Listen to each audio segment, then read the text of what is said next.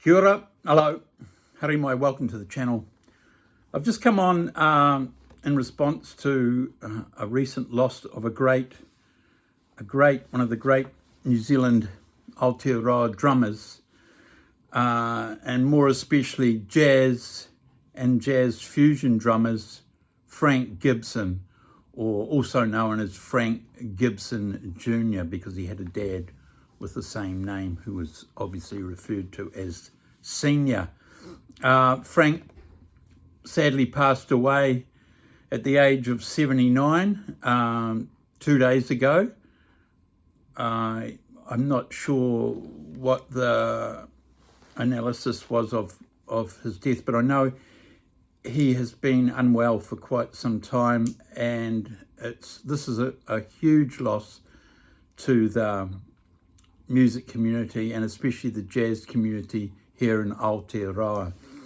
Frank was born on the 19th of February 1946, and so, as I said, he was 79 when he passed away.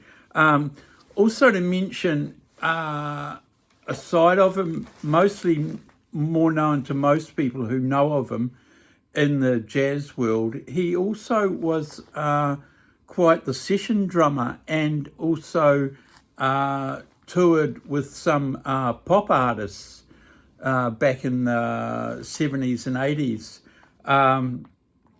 And yeah, he was quite renowned as a session artist, both here in Aotearoa and also in the UK, which he travelled to around 1977 and lived there for quite a while.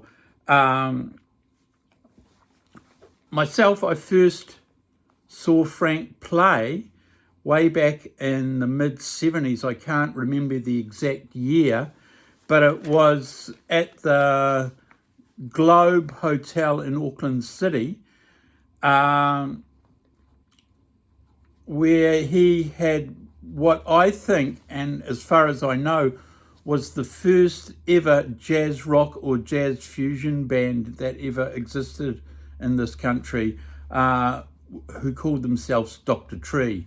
Now, Dr. Tree gained quite a following at the Globe Hotel, where they played for months on end every Monday night, and they used to attract big crowds.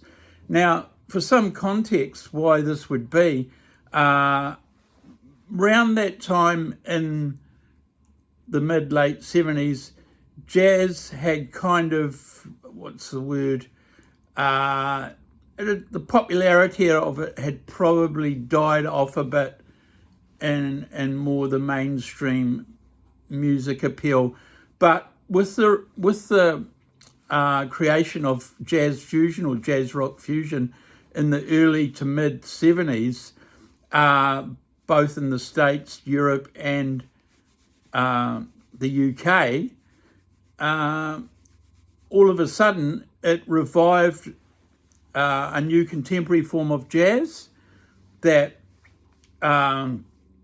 became quite popular and even sold a lot of albums.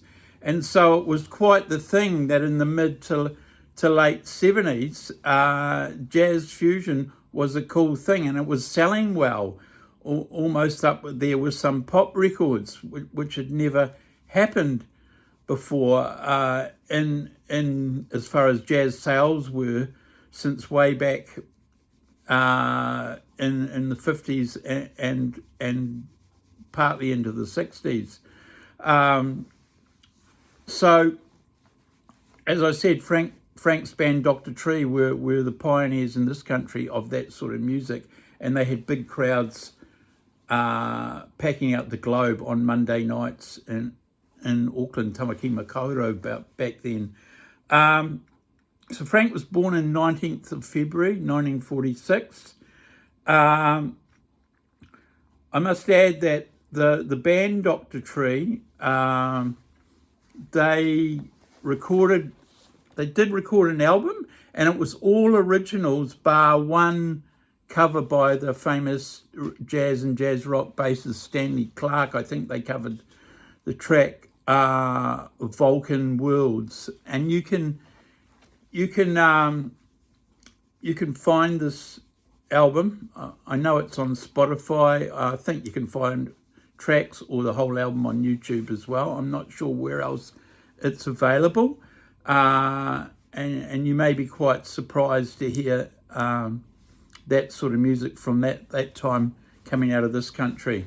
But it was quite amazing for its time. I never met Frank back then, but I did finally get to meet him and not so long ago, 4 years ago, in 2021 at the Wellington Jazz Festival, where his band, I think it was the New Bop Quartet, I think it was the New Bop Quintet that he brought to the Jazz Festival here in Wellington, and played a gig at that at Meow, and they played a lot of their own original compositions, including some Frank played, one of which I recorded. I think it's Beaver Fever is the name of the track, and I'll put a link to that down in the comments or down below later on if you want to have a look at that. So I got to meet Frank at that, and his lovely wife Rosie. Condolences to Rosie and the family for the loss of this great musician that we've recently lost, akin to losing the great Roger Fox, another jazz great who died recently. So yeah, Frank had a big impact on the music scene, and especially with drummers in Aotearoa. Now, his dad, who I mentioned earlier, Frank Gibson Sr., just to differentiate from them, he was a drummer as well. So he grew up, Frank grew up around drumming and his dad's band playing a lot, and he would see him play. And evidently his dad, who though he was a jazz drummer, he also played rock and roll. And in fact, Frank's dad, Frank Sr., they say he had the country's first rock and roll band. I'm not sure if that's a true fact, but if it wasn't the first, it was definitely one of the first ones in this country, and they simply called themselves Frank Gibson's Rock and Rollers. So there you go. Now, I'm going to read you some stuff from Wikipedia. That you can find it. I'll put the link down to this. I'm obviously not going to read the whole thing, but just perhaps some interesting facts on here. Just some of the things that Frank bands he played with. It says here he played with the American singer Dionne Warwick and the Temptations and Glenn Campbell. He moved to the UK in 1977, where, as I said earlier, he did session work, and he toured with Dusty Springfield and Leo Sayer.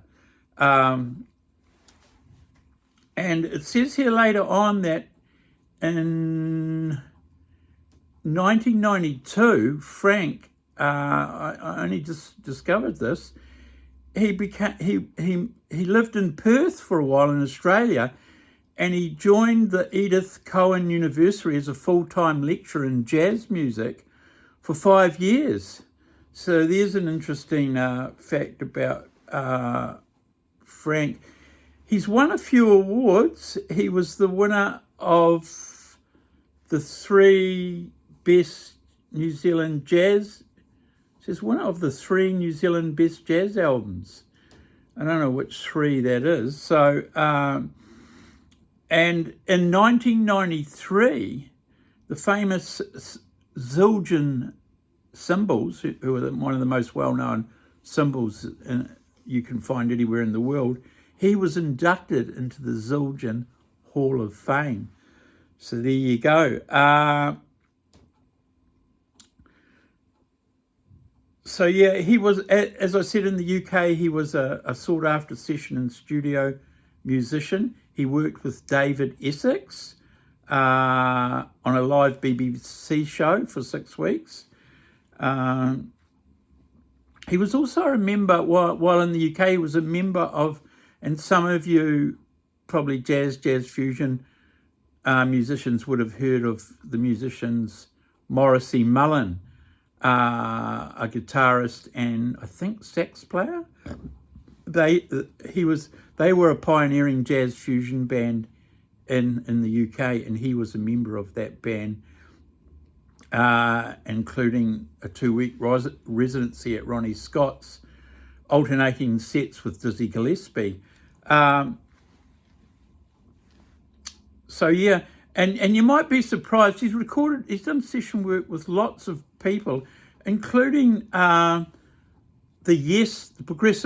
UK progressive rock band, the legendary band, not with the band, but with their keyboard player, Rick Wakeman, on his Rhapsodies album. And he was helped out there by Bruce Lynch, also a bass player from Aotearoa, and they both played on that album. And he even recorded on a comeback album for the late great skiffle artist from the UK, Lonnie Donegan, an album which also included Elton John, Brian May, and Ray Cooper. So there you go. A bit later on, when he returned to New Zealand, as I said, he pioneered the early jazz fusion band, Dr. Tree. Later on, he came back here and he formed another band called Space Case. Now, Space Case were a similar kind of jazz. They were sort of jazz fusion, perhaps a little bit, maybe not as like the intensity of early mid-70s jazz fusion. Some of their stuff going into more perhaps into smoother jazz, but they still were a type of jazz fusion band. And they did 3 albums. And they're pretty hard albums to track down, but you could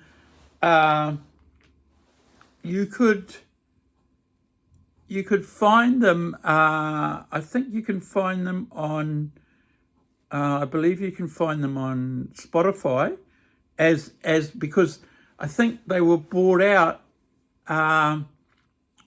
as one album or a double CD. I'm not sure. Called Retrospective. I'm just trying to find the cover of that if I can. Let me just give me a second here. So here it is here. So this is it here. If you can see that, Retrospective. So it's try and make this a bit bigger. It's in there, right? That's the 3 album covers there made into one album called Retrospective of the 3 albums they produced. So you can find that on Spotify. So go and have a listen. There's some interesting stuff on there. And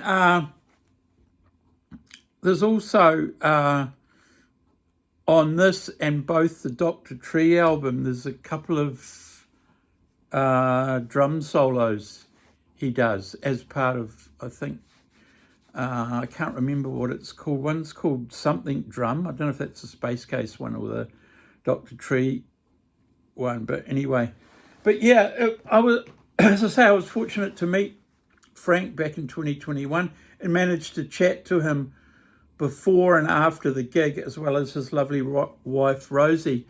That was a great gig. As the New Bop Quintet were a sort of contemporary bebop band, and they played here at as I said, the 2021 Wellington Jazz Festival in June of that year. I'm not sure if Frank's been back to play in this neck of the woods since then. He may have, not that I'm aware of. As I said, I know his health hasn't been good the last 2 or 3 years, so it's quite possible that was the last time he played in the Whanganui, Aotearoa, Wellington. I don't know, but anyway, so yeah, just want to pay tribute to this great musician, great drummer. He was also a drum tutor. And I must mention too that his dad, Frank Gibson Senior, he opened a drum shop in New Zealand, up in Tamaki Makaurau, up in Auckland, way back. I'm not sure what year it was. I think it was in the 80s, and to this day, possibly, it's the only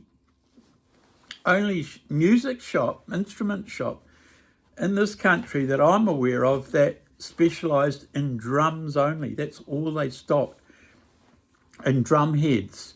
And at one stage, Frank Senior and then later Frank himself, Frank Junior, and I believe I recently listened to a podcast, which I'll give you the link to, with an interview with Frank. That's him and the drummer from Head Like a Hole, I think he said, they also gave drum lessons up there. So the three of them were giving drum lessons at his dad's, Frank Gibson Senior's Drum City. And that was quite the hang, like, especially drummers up in Tamaki Makaurau in Auckland, they would go there. They would hang out there.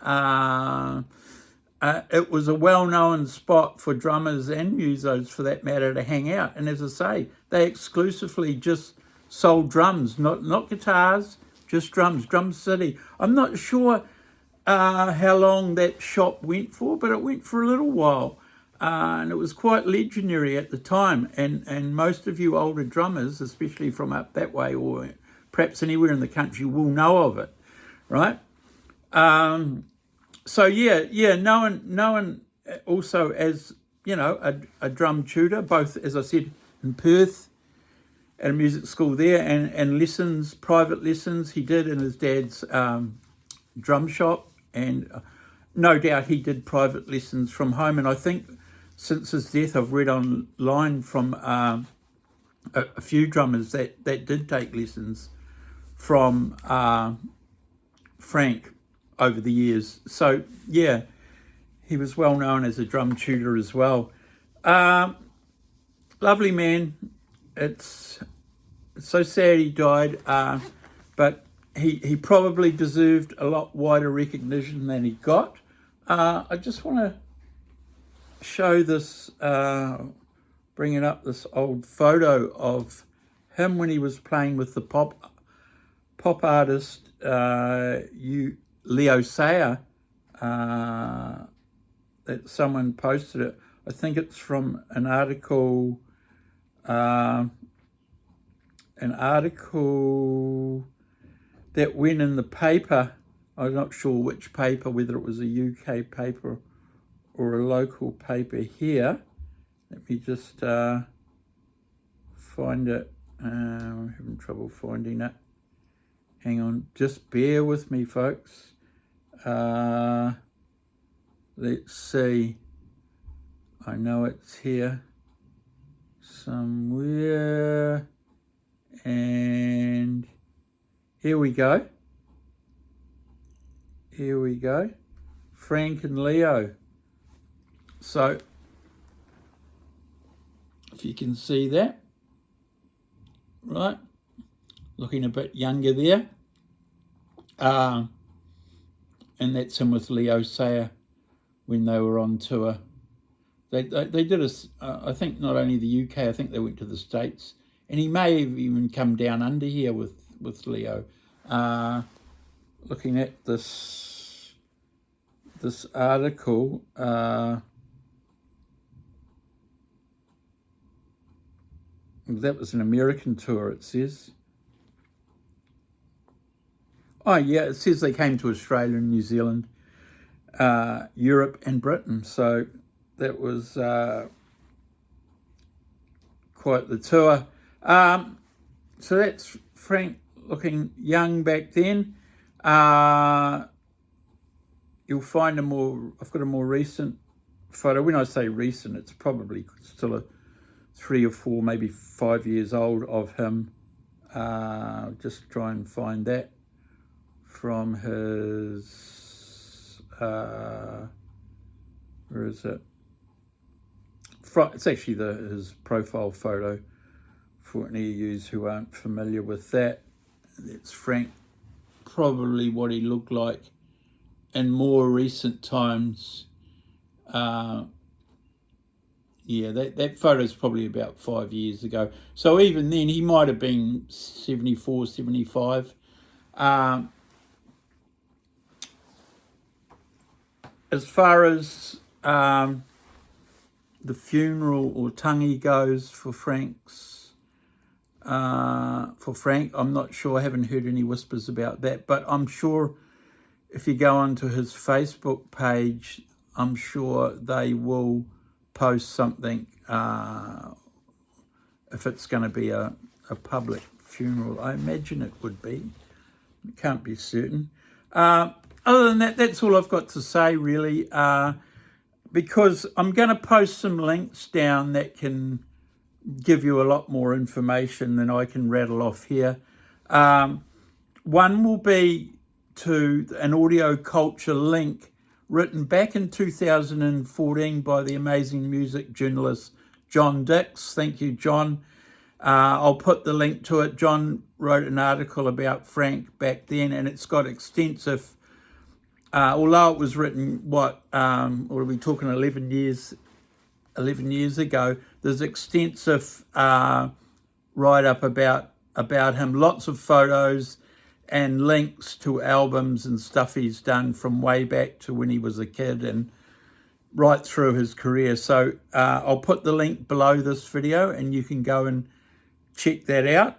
And also a podcast that I recently found that I didn't realise was even a thing till recently. This New Zealand musician, and I think he's a drummer, Danny McCrum, I think that's how you pronounce it. He's got a podcast on Spotify, and I guess you could, I don't know if it's available on other podcast platforms, but it may be, called Don't Give Up.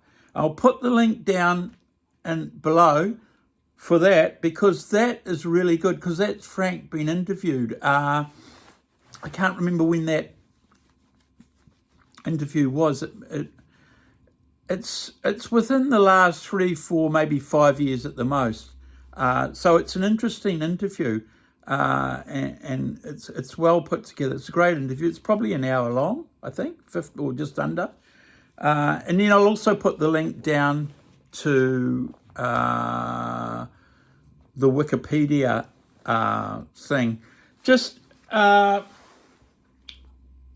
and show you a few other albums that Frank's done. I mean, there's numerous and other side ones he's done as a sideman, but in relation, he's had his own bands, like the Frank GIBSON Quartet, and they've done albums. I'm just looking for some photos here. In fact, here's one here of an album.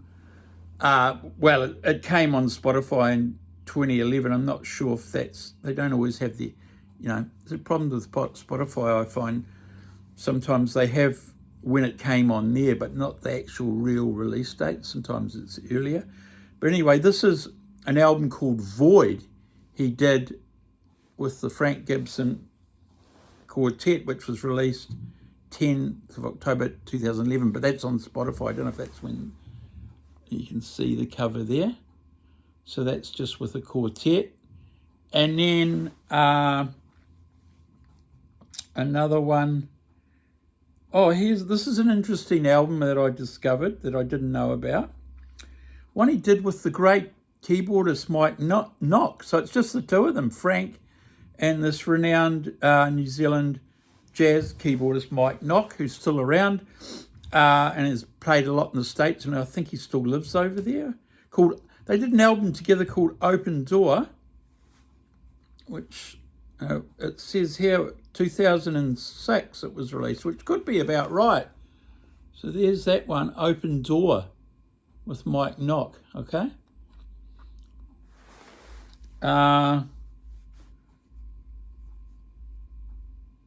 Yeah, I don't know if there's anything else I need to mention. I won't go into the personnel. I have got some information on the personnel with Dr. Tree and mostly in the Space Case band, but I'll leave that for now.